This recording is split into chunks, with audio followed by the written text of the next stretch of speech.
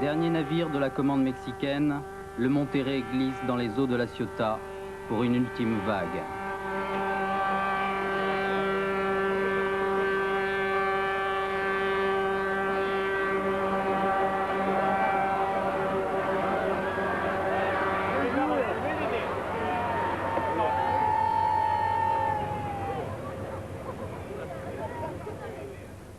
Pourquoi on peut aimer les bateaux sans même pouvoir peut-être en choisir un d'entre eux, c'est que surtout ici à la Ciotat, on les faisait peut-être mieux qu'ailleurs et surtout dans de meilleures conditions. C'est un peu pour ça qu'on peut expliquer, je veux dire peut-être qu'au jour le jour, on peut peut-être pas le sentir, de dire pourquoi on aime faire un bateau, pourquoi un bateau et pas autre chose. On le construit, on le façonne, on le bichonne, on le peint. Et après, bon, ben, on le voit partir, on voit commencer les essais. On voit l'hélice tourner, c'est quelque chose de sensationnel.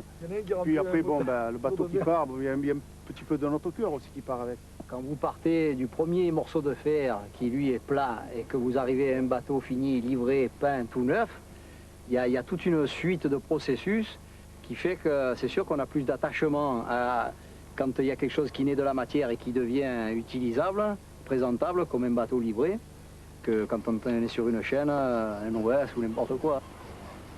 Le Monterrey. Les ouvriers du chantier l'ont gardé un peu plus longtemps que les autres avant de le livrer. Dernier bateau, ils en ont fait le symbole d'une tradition en péril. Le Monterrey, le jour où il est sorti du port, il y a des sirènes qui ont sonné. Et cela nous a donné de grands frissons car nous étions à bord de ce bateau. Nous sommes partis pour lui dire un dernier adieu à ce fleuron ciotadin. Et j'ai même embrassé la tôle froide au moment où j'ai dû débarquer de ce bateau. Ce matin-là, aux premières heures du jour, le Monterrey a mis cap au large. Une nouvelle page s'est tournée pour les chantiers navals de la Ciotat.